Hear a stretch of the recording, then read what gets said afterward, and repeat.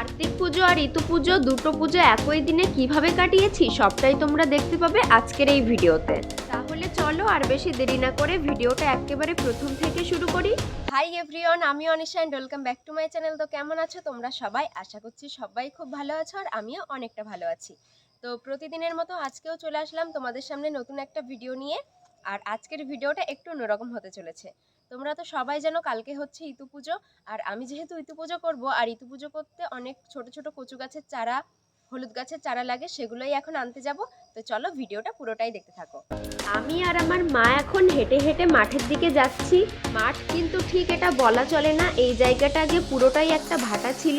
ভাটা বন্ধ হয়ে জায়গাটা বিক্রি হয়ে যাওয়ার পর এখন বেশিরভাগ সবই ঘরবাড়ি হয়ে গেছে, আর আশেপাশে কিছু কিছু জায়গা ফাঁকা পড়ে আছে। তো সেখানেই আমরা এসেছি। এখানে আসার পর কিছু ছোটোখাটো জিনিস আমাদের চোখে পড়ে গেছিলো যেগুলো পুজোর জন্য লাগবে, তো সেগুলো একে একে তুলে নিয়েছি। আর এখানে পাশেই একটা দাদুর বাড়ি রয়েছে। দাদু আমাদেরকে ডেকে দেখাচ্ছিল যে বাড়িতে কতগুলো শীতের সবজি লাগিয়েছে।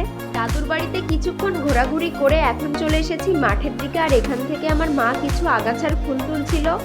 এই দেখো পাশেই রয়েছে একটা খাল যেটা পুরো কচুরিপানাতে ভর্তি হয়ে গেছে, জল আর দেখাই যায় না। এই দেখো আমার মা এখন কাদার মধ্যে নেমে ছোট ছোট দুটো শাপলা তুলছে। আমিও কিছু কিছু জিনিস তুলে নিয়েছি, আর সবার শেষে কিছুটা পরিমাণে ধান নিয়ে চলে এসেছি বাড়িতে। দেখো এখানে সবকিছুই প্রায় মোটামুটি আনা হয়ে গেছে, আর কিছু কিছু জিনিস কিন্তু এখানে নেই যেগুলো কালকে সকালে তুলবো। এখন কিন্তু প্রায় অনেকটাই রাত হয়ে গেছে, আর এই শীতের রাতে আমার মা এখন পুরো উঠানটা লেপেছে। এটা হচ্ছে পুজোর দিন সকালবেলা। তো দেখো পুজোর জন্য ফল মিষ্টি সবকিছুই আনা হয়ে গেছে। তোমরা তো দেখতেই পাচ্ছ আমি পুরো রেডি হয়ে গেছি, আর এখন পুজোতে বসবো। তো চলো ভিডিওটা পুরোটাই দেখতে থাকো। পুজোর জন্য যে মাটির ঘট, মাটির সরা, ইতু পুজোর পাঁচালি বই, মানে পুজোতে যেগুলো লাগে আর কি, সেগুলো দাদা খুব সুন্দর করে গুছিয়ে এনে দিয়েছে। মা এখন ঘরের মধ্যে মাটি দিচ্ছে, আর এই মাটিতে আগে থেকে ভিজিয়ে রাখা ছোলা বুট, কলাই, পঞ্চশস্য একে একে দিয়ে খুব সুন্দর করে মিশিয়ে উপর থেকে জল ছিটিয়ে ঘরের মধ্যে দিতে হয়। আর বেশ কিছুদিন পরে কিন্তু ছোট ছোট গাছের চারা বার হয়, আর দেখতেও ভারী সুন্দর লাগে। এবারে ঠাকুর ঘরটা আমি আর আমার মা একটু সাজিয়ে নিচ্ছি। যেহেতু প্রথম দিন পুজো, আর প্রথম দিন পুজো করতে একটু দেরি হয়, সেজন্য হাতে আর বেশি সময় নিয়ে অতটা সুন্দর করে সাজাতে পারিনি। যতটুকু পেরেছি সাজিয়েছি। আর এদিকে দেখো পুজোর জন্য একে একে গোছানো শুরু করে দিয়েছি। আজকে কিন্তু আমার মা আমার হাতে হাতে অনেক কাজই করে দিয়েছে, যার জন্য পুজোটা একটু তাড়াতাড়ি হয়ে গেছে।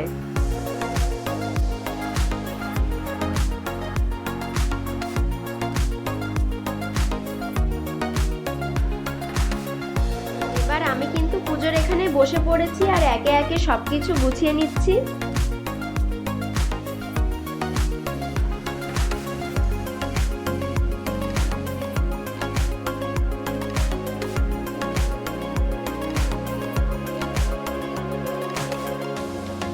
আমি কিন্তু ছোটবেলায় এই পুজোটা করতাম, কিন্তু মাঝে অনেক বছর হয়ে গেছে করা হয়নি।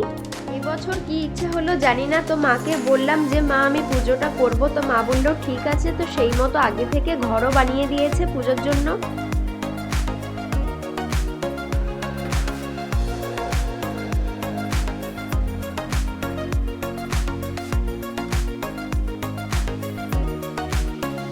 দেখো এদিকে আমি যে ছোট ছোট গাছগুলো এনেছিলাম সেগুলো একে একে ঘটের মধ্যে দিয়ে দিচ্ছি। আর তোমরা সবাই হয়তো এই পুজোটা একবার না একবার করেছো, আর নিয়মটা অবশ্যই জানো, তবুও আমি একবার প্রথম থেকে সবকিছু দেখিয়ে দিচ্ছি। সবকিছু ঘটের মধ্যে দিয়ে এবারে ঘট দুটোকে মাটির সরার উপরে তুলে দিচ্ছি। এদিকে আমার মা ফলগুলো একে একে কেটে দিচ্ছে।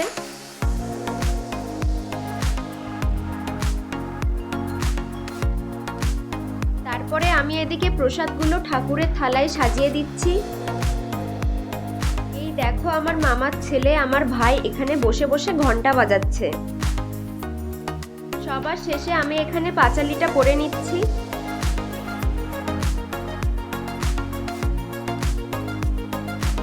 তারপরে ঠাকুরের সামনে প্রদীপ আর ধূপ দেখিয়ে একটু প্রণাম করে নিয়েছি।